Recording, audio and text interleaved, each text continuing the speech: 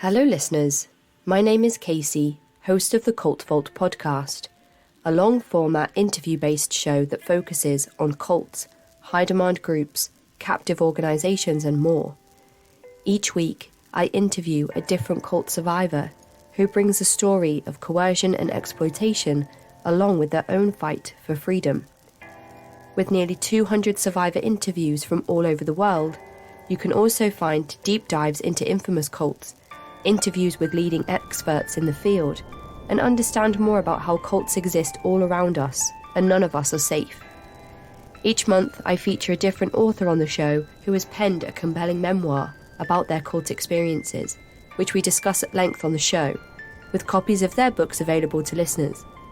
You will never be short of insightful and moving content here at the Cult Vault podcast, available on all major platforms. Is it time for a mind shift? If you don't know what that means, then join your host, Dr. Clint Haycock, a former evangelical Christian pastor and Bible college teacher of over 20 years, along the journey of deconstruction and reconstruction of faith, life, religion, and spirituality.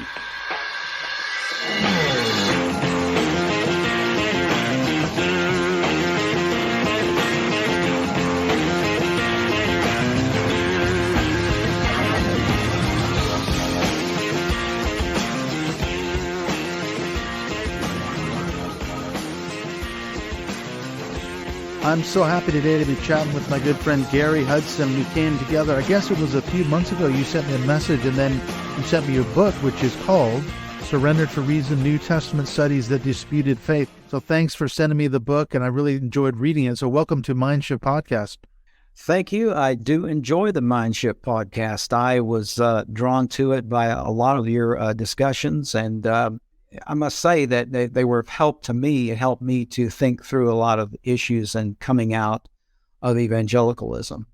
Yeah, that's true. There's a huge sense that we're forming this community outside the church, which is hugely ironic. I think that both you and I were pastors for many years, and here we are, we're forming the community, which is one thing that, you know, the church has, that they say, well, if you want to join our church, you'll become part of our community, become part of our family.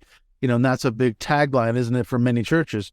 Yes, exactly. Of course, the churches will differ in the exclusiveness that they put on their members and membership, but by and large, the evangelical community is an exclusive community in itself, and you're either saved and in it, or you're not. And if you're either saved or lost, that's the way the whole world's divided up according to them.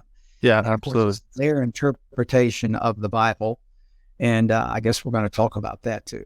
Oh, yeah. I read your book with great interest. In fact, I brought it to work, and a friend of mine said, what are you reading? Because if you look at the front of it, you could almost think it's like a pro-Christian book. You know, it's got a picture of a stained glass window with a cross in it, surrender to reason, and it sounds like you're advocating that you should believe the Christian faith, you know. And a friend of mine, he knows I'm an ex-evangelical at work. He said, wait a minute, should I be getting worried about you now, because that looks like a pro-Christian book? Well, all you have to do is look at the byline, New Testament studies that disputed faith. Yes. So that's really it right there. That tells you everything. Yes, sir. Yes, so we're going to get into your book, which a lot of it, I would say a majority of it, you go through kind of a running, ironically, a verse-by-verse commentary of the book of Romans, which we do want to get into, but I'm interested to hear what your backstory is, because we mentioned you and I are both ex-pastors. What's your story? Were you raised in the faith? Did you go straight into ministry out of sort of high school, college age? What's your story? I wasn't raised as a Christian, except that when I was about 10 years old, you know, as a child, my sister and I were taken into the Episcopal Church through my dad's interest to get us baptized, and that was something that he was interested in at the time. That was back in 1965. And I was baptized and received communion in the Episcopal Church and went through the catechism and everything as a child. And that was about it. I never attended church again after that. It wasn't until I was about 18 years old. I had been listening to a Billy Graham crusade on television where he was saying, Christ is the answer, Christ is the answer. And I'd reached a pretty low point in my life as a teenager, a high school dropout. somebody was working odd jobs, living from here to there, where anybody would, rent me a room to live in. So I pretty much had an empty life and an aimless life until then. And I didn't really know what I wanted to do in life. I was an 18-year-old, very impressionable. And I knew that my next door neighbors went to church. So I went next door and asked them if I could sit down and talk to them about Jesus. So the next thing I know, we're holding hands around the room in a circle, and they are leading me in a prayer to accept Jesus as my Savior. And it just, all of a sudden, it just felt really wonderful. I felt like a huge burden was lifted off of my shoulders. Now, looking back on the experience, I understand the power of suggestion with conversion. And of course, this is something that I had experienced, which is experienced in non-Christian religions alike. Oh, yeah. People claim to have these experiences and these feelings. But I did clean up my life. By that, I mean, I quit smoking, I quit drinking, I started going to church. Did about everything I was asked to do in the church. I was a pretty good church member. And I taught Sunday school. And as I grew in the faith, it was suggested I go to Bible college. So I went to Bible college, and I got my bachelor's degree and I got my master's degree, and studied New Testament theology, studied Old Testament archaeology. I studied all the books of the Bible, every verse of the King James Version. In fact, the first school that I attended for my bachelor's degree required me to study every single verse of the King James Version. And it was a school that was what we call independent fundamental Baptist, which means that we were King James only. Yeah, you were not FP. Yeah, as later on as an evangelical, though, I gave up the belief that the King James Version is the one true only Word of God translation, and I wrote about that. And that was early on that I left that one. But I continued to preach, and in my last church that I pastored, I was ordained in 1983. I was active as an evangelist. I preached revivals. I tried to start a church at one point in the right after I got out of seminary, and that didn't go too well. But then later I pastored a church in Georgia, and then I was in and out of the pulpit over the years, filling in for preachers, teaching Sunday schools, a choir director. I was involved in Christian music. But I took a church in 2004 that went very well. That pastor went very well. And for the first time, I was able to go completely full time and settle down into my study. And this church gave me the luxury of studying for my sermons, because I before was always just working and trying to study and in fact, I worked my way through seminary. So this was the first time I was actually in a real full-time position. About the third year I was there studying for a sermon one day, I came across a passage in the Bible, and it was Matthew 23:35. Where Jesus is pronouncing a judgment on the nation of Israel. And he says that upon you may come all the righteous blood that is shed from the blood of Abel unto the blood of Zechariah the son of Berechiah, whom you slew between the temple and the altar.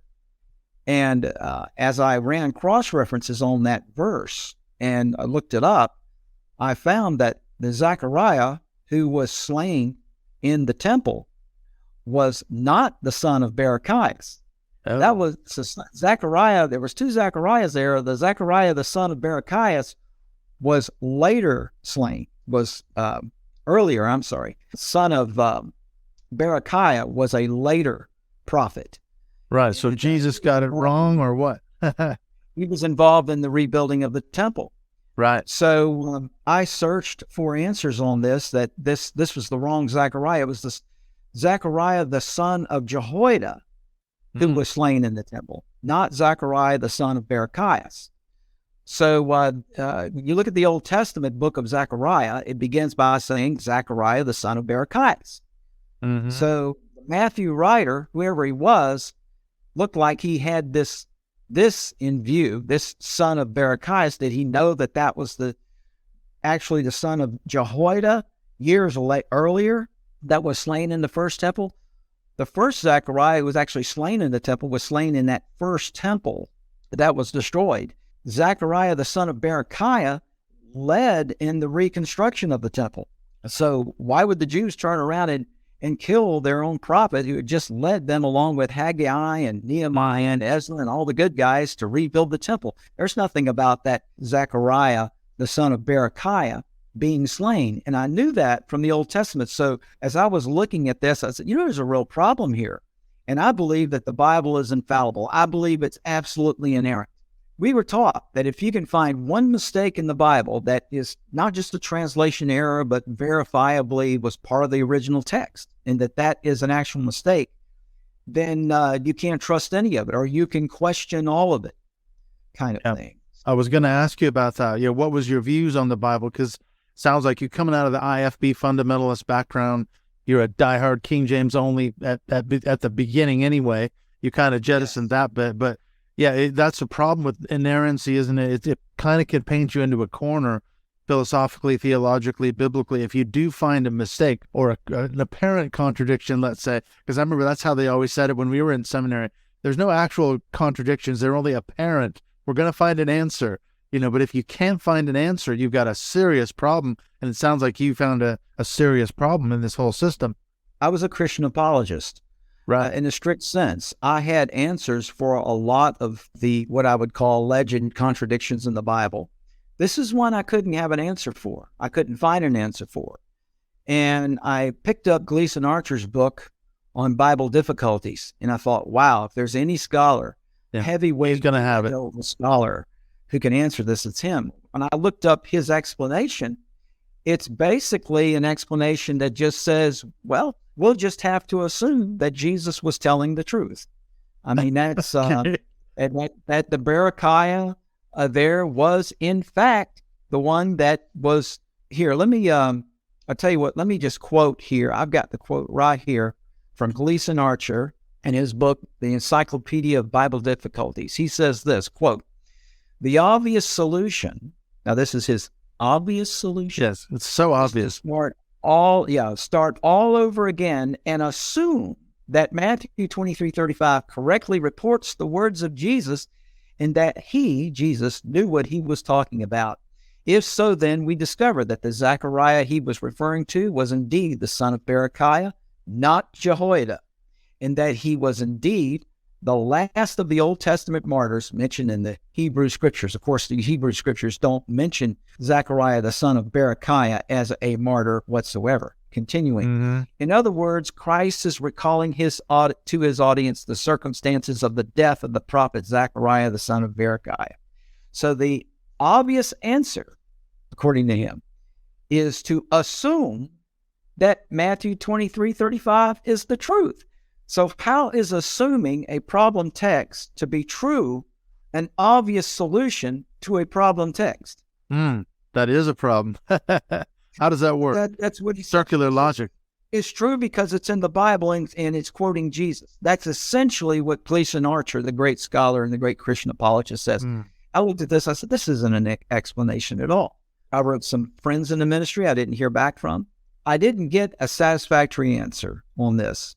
So I concluded that this is probably just the tip of the iceberg of the problems in the Bible. I decided to go from there to other things I had thought deeply about. One of the things was the book of Romans, which I had taught for years, studied very intently. I had read all the great commentaries on Romans, Hodge and Barnhouse and Luther and I taught it in Sunday school. I taught it from the pulpit many, many times, preached on it. Romans was the complete full treatise of the gospel. The whole package there, isn't it? Yeah, by the Apostle Paul. So I thought, well, this is regarded by Luther and everyone as the great Magna Carta of the Reformation, practically. It's the summit of Paul's theology.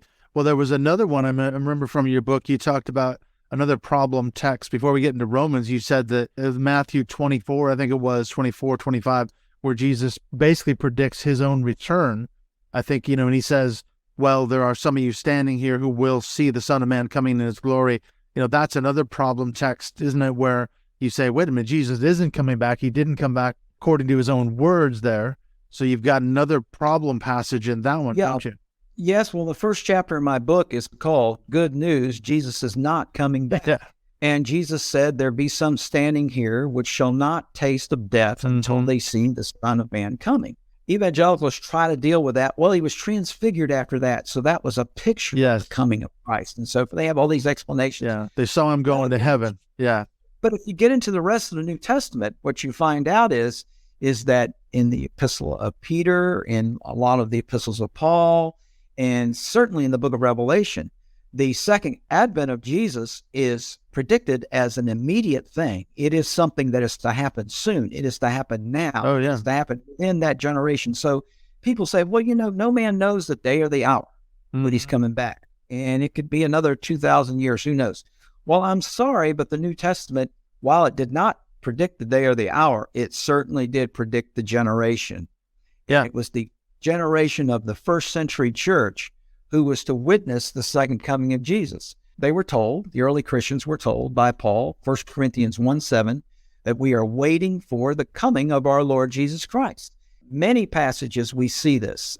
One of the most noteworthy is Hebrews 9:26. I have a whole chapter on the book of Hebrews in my book. I believe that the book of Hebrews was written by what I call a Paulist, or someone who was probably trying to give the impression that Paul was writing it without actually putting his name on it, so it would have wider circulation, probably among the Jerusalem church. It is patterned very closely after the book of Romans, has a large doctrinal body, and then there is a practical application of the doctrinal material in it. It treats the allegoration of the Old Testament scriptures the same way the book of Romans does. So this was somebody definitely well-schooled in that. And in Hebrews 10, he says, for just a little while, and he that will come, he said, who is to come will come. Let me find exactly the way that is worded here. For just a little while, and the word that is used is just a little while, is mikron Hassan in Greek, and is literally translated in a very little while. Hebrews 10:37, for yet a little while, and he that shall come will come. It will not tarry. Now, it's written in the first century. Okay. So in a little while, said in a little while, if I told you I was going to the store and I'll be back in a little while.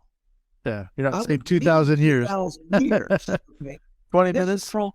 I go into all of these passages in my book in the New Testament that predict the immediate return of Christ. And once I saw that the immediate return of Christ had failed, that led me to question all the other things that promised return is interwoven with, such as the resurrection. This same Jesus which is taken up from you shall so come in like manner. Well, I'm not so sure now that he was even taken up. Now that I find out that this promise of his coming has failed. It's failed for 2,000 years. But certainly the biblical writers, when they said things like a little while, and that's mikron Hassan, Hebrews 10:37, these Greek words are used to give, this is according to the analytical Greek lexicon, used to give an intensity to other qualifying words, a very little while, a very short time. Yeah. There's no ambiguity about it, really. That is very clearly. Yeah, he's coming right back. Down. And that's in the book of Hebrews. But Paul says you're waiting for the coming of our Lord Jesus Christ. Rest with us when the Lord Jesus Christ shall return from heaven with his mighty angels. And then the book of Revelation, to understand the book of Revelation, all you got to do is look at the last verse, the last few verses where he says, I'm coming quickly. I'm coming quick. What does quickly mean? It doesn't mean that he's coming like really fast. It means that he's coming soon. Yeah. I'm coming soon. That's time frame. Yeah. I remember that hearing that discussion. I remember talking in seminary when we were going through New Testament survey, and the professor said there's a couple of things when you come to places like Matthew 24, the apostles who stood and saw him ascending into heaven in the book of Acts, first couple chapters of Acts, that was the promise. Like you said, that was it. He was coming not back to earth, but they saw him in his glory, ascending into heaven. And then I remember him saying it was the early Christians that heeded his warnings to, not flee back to the city when you saw the end was coming. It was a reference to the destruction of Jerusalem in 70 AD, and that's what it was all about. So there's always an explanation, isn't there, for why it didn't mean what it actually seems to plainly mean. But Jesus as an apocalyptic prophet, which I believe he was, okay, as Bart Ehrman accurately points out. Jesus, as an apocalyptic prophet, is set in that writing. That writing is after the temple was destroyed. It's believed by most scholars that Matthew was written after the destruction of the temple. And that writing in 2020 hindsight about, and then making it look like Jesus predicted these things would happen. Jesus's words, though, were still prophetic in that they were waiting for his coming right around the destruction of the temple. It was going to be shortly after that he's going to come and he's going to put down all the enemies of Israel and set up his kingdom on this earth. In 1 Peter 4:7, we're told the end of all things is at hand. 1 Peter 4:7, the end of all things is That's pretty, at hand. It's pretty significant. Everything, not just a few things. The end of the world. It sounds like to me, isn't it? The end of everything. And like you say, Christ is going to come set up his kingdom very shortly. Yeah, the New Testament makes it very clear that the second advent of Jesus was to occur in the first century. It was to occur to the early church. Yeah, and it did not happen. Right. It did not happen. Time itself is proof that the Bible's in error on that claim. Yeah, and that's a huge claim. That prophecy. That is a huge claim, and it's claimed over and over and over again in the New Testament. And that starts to, the edifice starts to chip away, like you say, the whole house of cards starts to fall down. And I remember going through similar things when I was questioning my faith, as deconstructing and all that. And you start to think, wait a minute, especially as an inerrantist, I think that's a big one, that if it's all true, it's all got to be true. And like I say, one tiny crack appears, you can put your finger in the dike here and there, but eventually the floodwaters are going to break through and you've got really nothing left. Well, one of the great explanations often given is to cite 2 Peter, Peter's second epistle, where he says, 1 day with the Lord is 1,000 years and 1,000 years is 1 day. And Christians say, you see there. Yeah, he said it was just going to be very soon, but this was God talking.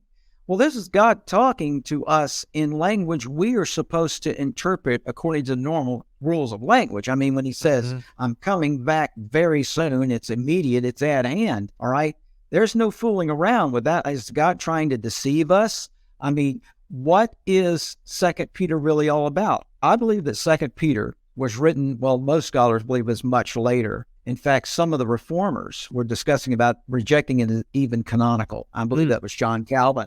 I believe this epistle was made to order when the first coming that was predicted didn't happen, and that this pseudonymous author, who called himself Peter, who wrote 2 Peter, he uses 1,000 years as a metaphor. It's to refer to a long period of time, like there's thousands, 10,000, like the Lord cometh with 10,000s of his saints. All right. Does it mean that he's only coming with 10,000 saints? No, what they're talking about is an unlimited number. So he's saying that 1 day is with the Lord is 1,000 years. So he uses this metaphorical extension of time to extend the confidence of those believers about the end of all things prophesied in the first epistle. So here's your explanation, guys, why the Lord didn't come back, like I said in my first epistle. It's because 1,000 years is like 1 day to the Lord. Well, little did he know when he wrote that his book was going to be included in the canon with all the other 26 books who were all claiming very loudly that he's coming back immediately. So very soon. Yeah. So you've got these major problems. Now let's look into Paul, because we've got a guy who, as you were saying before we hit record, without Paul, you really wouldn't have the Christian church as it existed over the last couple of millennia. Here's a guy who wrote his epistles before the Gospels were written. And I think even for a lot of evangelicals, I probably went to Bible college. I just kind of assumed that the Gospels were written first, and then Paul wrote his epistles to all these churches that were existing around the Mediterranean world. But I, of course, found out that Paul wrote most of his epistles well before the Gospels were written, and it was sort of his theology that the church picked up, and that's what's become the basic theology of even most churches today, I would say. No doubt about it. There are plenty of clues in Paul's writings that he had no knowledge of the Gospels. Matthew, Mark, Luke, and John. Most scholars believe that Mark was the first gospel written, and I think it was Griesbach who initially proved that. in the 19th century, showing how that the other Gospels borrowed from Mark, Right. and that they even disagreed over how much editing needed to be done of Mark. Matthew and Luke definitely disagreed over that. But in Paul's writings, Paul says, he gives one of the clearest indications to me is in 1 Corinthians 15, where Paul says that Jesus he rose from the dead according to the Scriptures, and that he was seen of the apostles. He said he was seen of Peter, then he was seen, and he says, then he was seen of the 12. And then he says, last of all, he was seen of me. So he distinguishes himself from the 12. And he says, Jesus was seen of the 12 after his resurrection. Well, that's not according to Matthew. That's not according to Luke. That's not according to John. According to them, Judas went out and hanged himself. And so he wasn't. And then Matthias was much later in the book of Acts. And so at least 40 days after the resurrection. So we know that when it says, then he appeared to the 12, appearing to the 12 apostles as a group is what Paul believed. He didn't know anything about Judas killing himself and all these stories that were later developed as the Jesus narrative was enhanced. Is that in the Gospels? The best bare bones account of the life of Jesus you're going to find is Mark. And he doesn't even mention the virgin birth. Neither does the Apostle Paul. Paul says in Galatians chapter 4 that Jesus was born of a woman, born under the law. Now, he references what he believes is a pre-existing Christ, but there's nothing about the virgin birth in Paul's writings. That would have been one of the biggest, juiciest things to throw out to the Jews. I mean, here's proof that he's your Messiah. He was virgin born. And Paul never mentions that. He never mentions that in any of his sermons either that are allegedly recorded in the book of Acts. Yeah, I remember teaching a class on Pauline theology, and I was struggling to find the answer to that question. How much about Jesus did Paul actually know? And I remember the classic evangelical answer is that, well, he met Jesus on the Damascus Road. You know, when he had this miraculous conversion in the early chapters of Acts, he was persecuting the church. Then he got knocked off his horse, blinded, and met Jesus that way. Everything else then came via revelation. He says he went in the desert for years, and it seems like a strange story on the face of it, doesn't it? He didn't actually sit at Jesus's feet, as it were, like the other disciples did, learning from the master in that sense. He heard all this stuff from revelation. So he's got this sort of transcendent method of receiving all this wisdom and knowledge from God, allegedly. Well, let's take Paul at his word here in his own writings, all right? In his own writings, he doesn't mention at all a Damascus Road experience. That was something written later. Exactly, in a narrative, Acts, in a narrative, all right? You won't find any reference to that. So what does Paul say about his credentials, about his background? Well, I like to go into Paul himself, not what people wrote about him, but what he actually said. And what he said was this: if you get in Galatians, and almost all scholars are in agreement that Galatians was written by Paul. In the book of Galatians, chapter 1, we read, but when it pleased God, this is Paul, Galatians 1:15, but when it pleased God, who separated me from my mother's womb and called me by his grace. Now, he's just mentioned he's got a background in the Jews' religion above many of his equals. He was a Pharisee of the Pharisees. Benjamite, all that. Persecuted the church of God. All right. So he says, but when it pleased God, who separated me from my mother's womb and called me by his grace to reveal his Son in me that I might preach him among the heathen, immediately I conferred not with flesh and blood. Now he says that the things that were revealed to him, he says it very clearly here in verse 12 about the gospel. Brethren, I certify, verse 11, that the gospel which was preached of me is not after man, for I neither received it of man, neither was I taught it, but by the revelation of Jesus Christ. He believed that this was revealed to him by Jesus himself, unlike it's been revealed even to the apostles who knew Jesus Christ face to face. So he's taking this as a superior revelation even to the eyewitness accounts of Jesus in the Gospels. He's saying what I have is something that has not been made known as it is now being revealed. In fact, he concludes the book of Romans that way. He says, now unto him, let's see, chapter 16 of Romans, the end of chapter 16, here it is, 25. Now to him that is of power to establish you according to my gospel and the preaching of Jesus Christ according to the revelation of the mystery, okay, which was kept secret since the world began. But now this is very key here. Listen to this. Now is made manifest and by the scriptures of the prophets, according to the commandment of everlasting God, made known to all nations. That's the key right there. He's not saying that it wasn't in the Old Testament. He says it was in the Old Testament, but it's Christ in me now, revealing Jesus in the Old Testament, interpreting the Old Testament, saying that the seed of Abraham wasn't a physical seed God was talking about. He was talking about a spiritual seed of believers. In my book, I go into all these passages in Romans and actually show that he's misusing the Old Testament in a number of places, which really violated the rules of hermeneutics that you and I were taught in seminary. Oh, yeah. I can remember that. I remember one time in seminary, I think it was, one of our professors said, now, for those of us, studying the Bible, we cannot use the same hermeneutic that the writers of the New Testament used. And I thought to myself, wait a minute. What now? So they had a special hermeneutic. So guys like Paul, he was able to do things. He could play fast and loose with the text, but he said, you today are not allowed to do what they did. And I thought, wait a minute, shouldn't the rules of hermeneutics be the same if we're interpreting the Bible? But apparently not, according to this professor. We can't do the same things they did.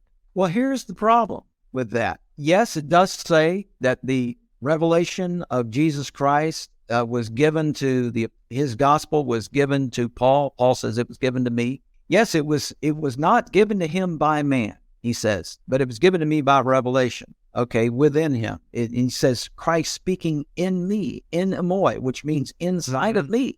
You seek a proof of Christ speaking in me. He's talking about location-wise. Jesus is talking out of me. You see, what Paul can say, he could say, it wasn't given me by man. It was given me by Jesus Christ. But that doesn't change the fact that Paul is the man that we all learn it from. We all learned it from man. We all learned it from one man. And got this one man's word saying, I got it from Jesus. It's kind of like following Joseph Smith. Yeah, that's true. Say, well, how can he be so zealous and so effective? Well, just look at the Mormon church. It's a lot more successful and unified than the Christian church is today. At one man's teaching. Following the revelations of a peepstone gazer. It's true. I'm proud to be an atheist. Hey guys, it's the Left of the Valley 2.0 crew. My name is Kevin, and... Hey, why are we calling that anyway? I kind of like the name. Yeah, we tell a lot of dick jokes. I mean, in that sense, I lean left too. Guys, the people need to know that we're informative. Tons of useless info. Hey, my segment is very kind of informative. What about the other segments? Better we don't mention those. Anyway, we also feature great guest interviews. Celebrities? Famous people? Yeah, we got a better chance of interviewing Bigfoot. Well, Kevin is hairy enough. That will do.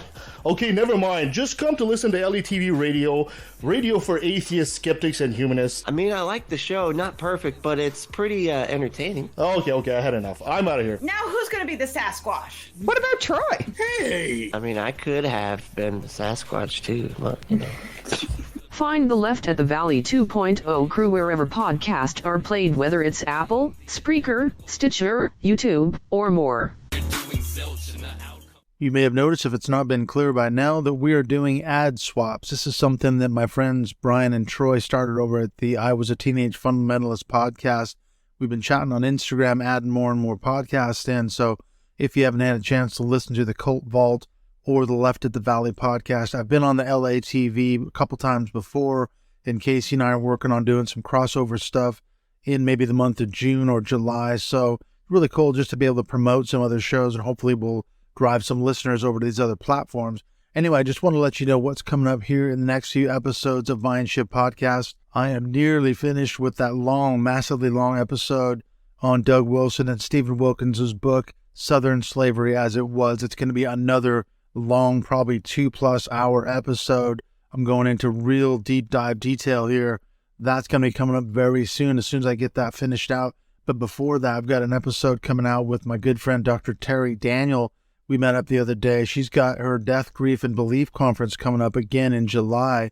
So we're going to be talking about that. We got into a whole bunch of other stuff around the subject of death, grief, and belief. So that's a really good conversation coming up with Dr. Terry Daniel really soon here. Then I've got an interview scheduled in the month of June with Dawn McCarty. She's a survivor coming out of a very controlling fundamentalist religion, a Christian background, kind of like me. So I'm really interested to talk to Dawn and hear what she has to say. And then we've got some other really cool stuff coming up I will keep you appraised of as the weeks come ahead. We've had, just as this episode drops now, our last Mindshift Zoom call for the month of May. We had Nate Manderson come on the 21st, which is only available for Patreon supporters of the show. However, if you want to watch that call, I always record those and they are posted later to Patreon. So in fact, the last 2 or 3 Mindshift Zoom calls you can still watch on Patreon, becoming a member of the Patreon community, supporting the show. The links to that, as always, are in the show notes. And this is just one of the benefits you get for being a Patreon supporter of the show. Another thing is you get access to the episodes. They drop a few days earlier before they hit the general public. So it's just a good little benefit to being a supporter of the show. And in fact, speaking of Mindshift Zoom calls, I've in talks with Benny Kosher. She was just on the show talking about her experiences coming out of the Sam Fife Move of God cult. So I'm working on getting her as our guest in the month of September after we take our break. In fact, I'd asked her on the show to come back in June, but then I realized, oh, wait, we're taking the summer off. So I'm working on getting her back in September. Anyway, let's get back into the second half of this chat with Gary Hudson, another ex-pastor. This time now in the second half, we're going to dive into the book of Romans and get into Gary's story after he left the pastorate. How's he recovered? What's he doing in the meantime? So let's get on into this chat. Surrender to Reason with Gary Hudson.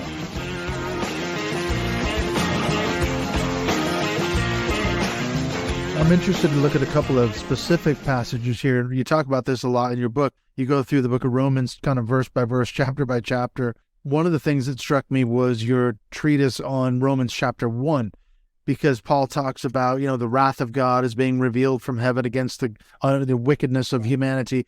We are apparently suppressing what we know to be the truth. And then he goes into this kind of a rant, that we are exchanging the truth about God for this lie, and God has turned us over to sexual immorality and all these other things. That seemed like a problematic way to start his book. In chapter 1, he's going to deal with the condemnation of the Gentile nations by God. Mm-hmm. They're all under God's wrath. Then he's going to deal in chapter 2 with why the Jews are also under God's wrath. The Gentile nations, all these pagan nations, are under God's wrath because they worship idols and they turn to perversion and so forth. The Jews are under God's wrath because they haven't sought the righteousness of Jesus Christ. Yeah, they rejected their Messiah. They rejected the righteousness of God through Jesus Christ. And this is, of course, rejecting Paul's revelation of Jesus Christ is what he really has ultimately in mind, as you'll see if you study it out. So God's remedy here in chapter 1 was to turn these Gentile nations and people that were giving themselves over to idol worship and perversion, to give them up to even more vile affections, to punish them by making them worse. Now, is this the way that you would think of punishing someone for doing something wrong, by making them worse, by multiplying their bad behavior? So God gave them up to this and gave them up to that. So my point in the book is this is unreasonable. Now, reason is very important to Paul, evidently, because as far as the historical record about him in the book of Acts, which, of course, some of it is probably not true, but nonetheless, he had a reputation back then of, quote, reasoning with the Gentiles, reasoning with the Jews in the synagogue, reasoning out of the scriptures. So, okay, let's reason with Paul in the book of Romans. Let's see if he uses reason. And he doesn't. He abandons reason over and over and over again. And takes in Romans 9 alone, I've got over 16 places where he took the Old Testament completely out of context. I've documented every one of these places. He changes words, he changes meaning. Now, this is something very important. I want to go ahead and mention this before I forget. The key to understanding Paul's revelatory method of interpretation is found in one verse in the book of Romans. He gives it to you. He flat out gives it to you. And here it is. as it is written, I've made thee a father of many nations, referring to Abraham. And then he adds this, that for him whom he believed, even God, who quickeneth the dead and calleth those things which be not as though they were. Oh, there it is. There you go. So Paul can take something from the Old Testament, this belief he has that God calls the things that are not as though they were. He can make something in the Old Testament be referring to something it never intended to be referring to by special revelation. So Abraham's seed is the spiritual seed. He can go into Esau and Jacob and say, Esau have I loved and Jacob I've hated. Jacob I've loved and Esau I've hated. All right? Yeah. Say, well, that is a picture of believers and non-believers, or believing Jews and non-believing Jews. He does this all through the book of Romans because God can call the things that are not as if they were. That is the hermeneutic of Paul right there, stated in the text. So essentially, he can do whatever he wants with the text. He's got this divine sanction to basically violate the principles of what we would consider hermeneutics. Paul can get away with it. That's not too far from the grasp of evangelicalism. I think they can live with that. Oh yeah, God wrote the Old Testament, so if he wants to change it, if he wants to change the meaning anywhere, he can do that. Well, you might as well believe in any religion that sprang up since the Christian church began. You might as well just say, well, look, Islam could be true, because after all, he claims to, Muhammad claims to have succeeded where Christianity failed, and so forth and so on. God can call the things that are not as though they were. Right. You can take that and he can justify every interpretation he made, all the allegory that he made of the Old Testament, all of the out of context quotations, say this is a picture of this, and this is actually the meaning of that. This is actually meaning of that. And it's crazy when you read it. You realize he's making all of this up. He feels good about saying this because he's got this one justifying principle that God calls the things that are not as though they were. Right. So that's his warrant. Well, you mentioned the other thing you talked about, his argument about the rejection of the Jews, or, God's rejected the Jews because they rejected the Messiah. But he's got this whole thing where he talks about they're like the cultivated olive tree. We are the Gentile church. We've been grafted in. But don't worry, there's going to come a time when all of Israel is going to repent and they're going to be allowed back in. Yeah. So he goes into all this argumentation. What is your take on all this stuff about how he's, interpreting their rejection of the Messiah? Does that strike you as perhaps any way anti-Semitic? I mean, how would a Jew today read the book of Romans and go through that section? It would be highly offensive on certainly one level. And of course, Paul himself was Jewish. So where does he stand on that? Paul claims he has a big heart for the Jewish people. So he says in Romans 10:1, brethren, my heart's desire and prayer to God for Israel is that they might be saved. They have a zeal of God, but not according to knowledge. Now, what's funny about this is he just said in chapter 9, which we've just read in chapter 9 before this, that who has resisted his will? Nobody can resist the will of God. This was God's purpose, to blind the Jews. Right. He is sovereign. The Gentiles might believe. All right. This is what he says. Now, I don't think anything could be more offensive to the Jews than to say something like that. Did you know that God has blinded you so that the Gentiles could be saved? And that if you would just realize that and accept Jesus as your Savior, then that you'd be saved too, and you'd be in the church, and you'd be right with God. I mean, that's essentially what he's saying. And so he pretty much, he seems like he blames the Jews for rejecting Christ, but then again, he says this was all part of God's sovereign plan. So when you get to Romans 11, he tries to explain it. He said, blindness in part is happened unto Israel until the fullness of times comes in. And then the blinders are going to be lifted off their eyes, and they're going to see. You know why the Jews rejected Jesus? Paul never really tells us exactly the reason. But it's not because God's blinded them or any of that. No, it's because they had the Old Testament. They were the students of it. They were the custodians of it. They knew their scriptures. The Gentiles did not know the scriptures like the Jews did. So the Jews weren't buying it. All this revelation about Jesus being their Messiah and believing in his blood, the Jews weren't buying it. They weren't buying it because they knew the Old Testament. And if you take Paul's writings and compare them with the Old Testament, I predict you won't buy it either. I mean, if you really study it out, I mean, the worst thing that a fundamentalist can do is study the Bible. And the worst thing he can do, the worst. What happened to you? Is fundamentalism. If you want to mess up your fundamentalism, be a student of the Bible. I mean, and being honest. So don't look at other people's interpretation. Don't just read it for yourself. Look up the cross references and try to figure out what's really going on here. And it's indeed the word of man. It is problematic. I can remember that though, because I'm, as an evangelical like you, I was in apologetics and I was in all that kind of stuff. And I remember witnessing to Mormons or Jehovah's Witnesses that would come to my door. And in my belief, I was interpreting that whole encounter the way Paul lays it out, because he says unbelievers, they're spiritually blind to the truth of the gospel.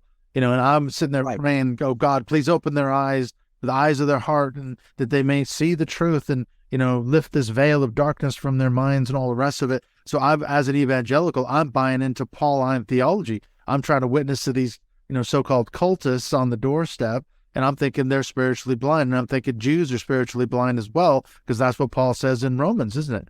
Well, absolutely. These teachings continued on. Like when you get to Ephesians, okay, some scholars believe that Ephesians was not written by Paul, the real highly critical scholars. I believe it probably was written by Paul. That's just my own personal belief. But let's just say it wasn't. Let's say it was written by those, at least it was written by those in the Pauline school. Yeah. Okay. Yeah. Students of his, as it were. Yeah. People who actually were given permission as apostles. If they were apostles in the Pauline sense and they were straight down the line doctrinally with him, they certainly had the same permission to use the revelatory information to interpret the Old Testament. And here we have in Ephesians 3, for this cause I, Paul, the prisoner of Jesus Christ, for you Gentiles, if you have heard the dispensation of the grace of God, which is given to me for you, how that by revelation he made known unto me the mystery, as I wrote afore in a few words, whereby when you read, you may understand, which in other ages was not made known unto the sons of men, as it is now revealed unto, listen to this, his holy apostles, plural, and prophets, plural, by the Spirit. Well, it was Christ speaking in Paul. And all you apostles, you're going to have to just get on board, because this is Jesus talking through me. And as educated as he was, as eloquent as he was, his ability to work just as proficiently in Greek as he could in Hebrew, and these other languages. No doubt in my mind, he was probably very hard to argue with. If you read his logic and the way he lays things out, he has a very convincing way of talking about it and then relating his own experiences.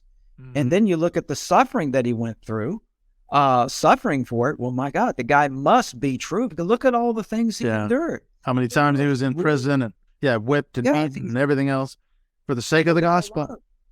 There are a lot of people in history that have sincerely believed that they were commissioned by God, telling the truth, and they were willing to suffer for it. Oh, I mean, if not die.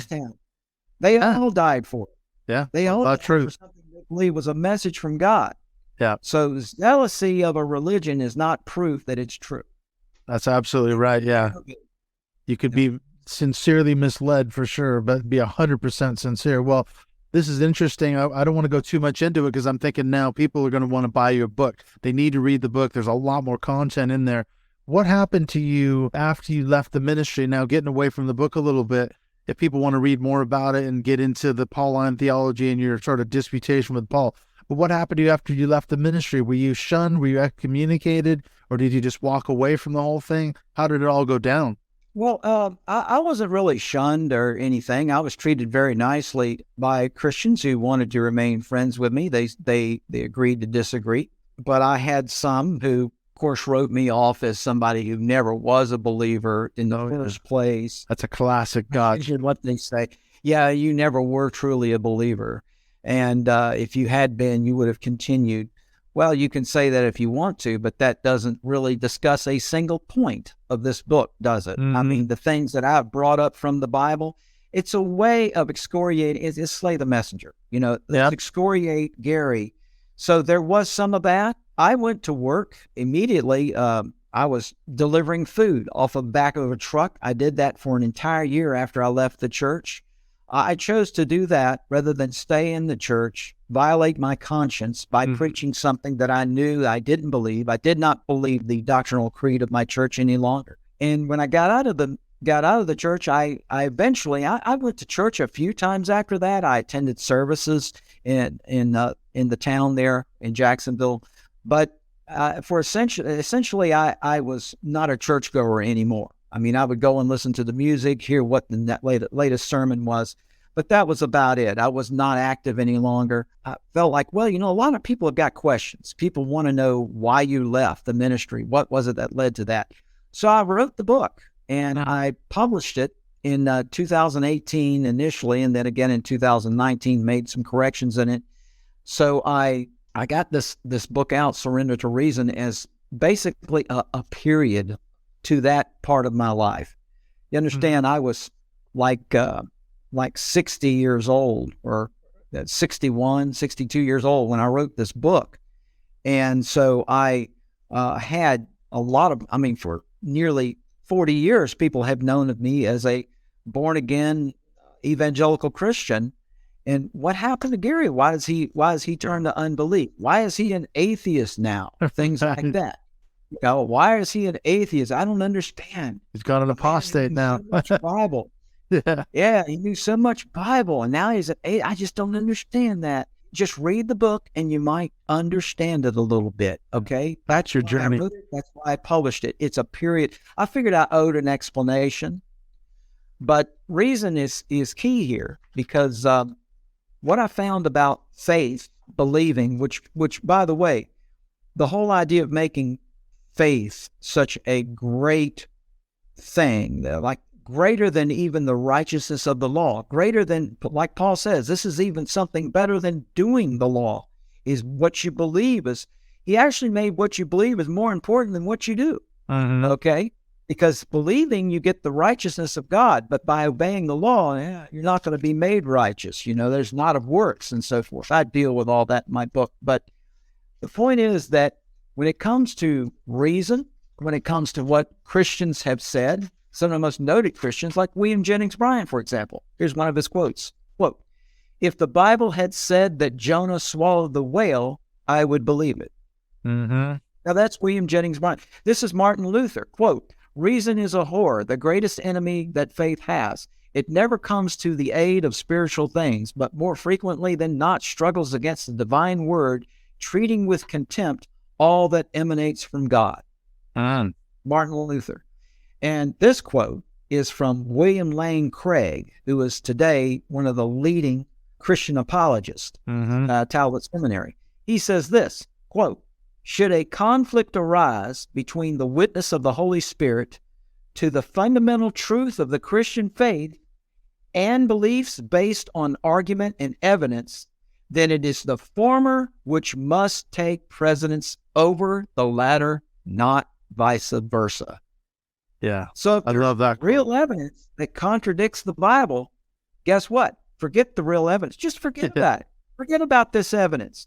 Yeah. It's kind of like the way people lie about the election between Trump and Biden in 2020. Well, it doesn't matter what the evidence is. It doesn't matter what evidence you show me that Biden won. I'm going to believe that Trump won, no matter what. I know it was a big, a great big. It was a con job. Yeah, it was rigged. Yeah, rigged. You can't believe the lying media. Yep, that's what they say. Right. You just can't do it. So this is the way people have a blind adherence to faith, and no wonder so many people of faith follow Trump. Yeah. It's a blind messiah, isn't it? It's a cult of Trump. Exactly right. How have you dealt? This is my last question. Then, how have you dealt with? Have you had any religious trauma syndrome around your time as a minister? Because I know a lot of us coming out of the ministry, I was burned out in ministry. I got burned quite badly in the last church I pastored in Portland. Do you feel any sense of guilt? You led people to the Lord. We witnessed, we preached, we did all that. We taught the Bible. How have you dealt with all that coming out on the back end? Well, let me say this about that. You know as well as I do after you learn that all this is basically BS, you reminisce on the fact that you have traumatized children from the pulpit by telling them that they will spend eternity in hell. And they will burn. I mean, I was a hellfire damnation preacher. In my last church I pastored, I put on the church marquee in big letters, here's the Sunday sermon. I would post a Sunday sermon every week. And this Sunday was going to be, one Sunday was going to be that I posted, why I believe in a literal burning eternal hell. I'd preach that, okay? And I traumatized people into conversions. Yeah. People came forward because they were afraid. Did I do damage? Yes. That does damage. Absolutely. And anybody that does that is damaging, they're damaging people's thought processes. You're damaging their ability to think cognitively and logically and analytically about truth. And they're accepting things based on emotion. And yeah, I have a lot of regrets about how have I dealt with it? By just speaking the truth, by being frank and open and honest about it, and just saying, look, here I am. I can do no better than just to say I was wrong, and it was the Bible itself. It wasn't anybody that showed me things in the Bible. It was what I found in the Bible for myself that led me away from faith, okay? And that's what my book is about. My book is not what other people say. It's about what I found. Yeah, your journey. That's right. It's an honest approach to it, isn't it? Saying, look, this is what I went through. You know, and I found that I was actually coming to the same conclusions of a lot of critical scholars like Bart Ehrman. And I like James Tabor a lot in his work on Paul, which is very enlightening. I recommend his books to everyone. I mean, they're just fantastic. Jesus and Paul, tremendous book. Things like that. But I'm not saying I agree with all their points, but basically in the main, I agree with their critical evaluation of the New Testament. So who's the book for? I guess maybe that's my final question. Who should read your book? It's dedicated initially to all of the people that I personally influenced to believe in the gospel. But I was effective. I did get a lot of conversions. The last church I pastored grew. I mean, we got them down the aisle and baptized people, and it really grew. But my book is it is to help people think critically toward the Bible. It helps you it tries to remove the fear that, this is the Word of God. You can't question it, which is what I was always told. Now you can study it, you can analyze it, but you must also do so. You must also always do so with the conclusion that there's no mistake here, no error here. You're just trying to find more truth. Actually, when you study it out, you find there's error. You find that there is things that are not true. You find that there are prophecies that were not fulfilled. I deal with a lot of these things, so-called prophecies in the Old Testament that were supposedly fulfilled in Jesus Christ, which you'll find by the New Testament writers, they are heavily glossing these Old Testament passages to make them appear to say. And sometimes they just put words in the mouths of people. Paul in Romans 10, that very famous passage where he says, if you will believe in your heart that God has raised him from the dead, if you shall confess with your mouth the Lord Jesus, believe in your heart that God raised him from the dead, you will be saved. All right? Yeah, pretty simple. Well, he grabs a passage from Isaiah 28, which talks about believing in him shall not be ashamed. And then another passage from Deuteronomy 30, where God is talking to, supposedly through Moses, to all of the nation of Israel and says, you need to get a new heart. He's talking to a group of people. You need to turn away from idols. You need to start doing the commandments of the Lord. That was the new heart he was talking about. But that's not what Paul's talking about. He says, heart, you believe with your heart. So he takes Isaiah and Deuteronomy, he splices them together, and then he says, the belief is from the heart, and it's belief in Jesus, and the righteousness of the law that those passages were about, they have nothing to do with the righteousness of the law. They have to do with the righteousness of faith. So he completely glosses over the original meaning of everything and injects his meaning and uses the Old Testament to his own purposes.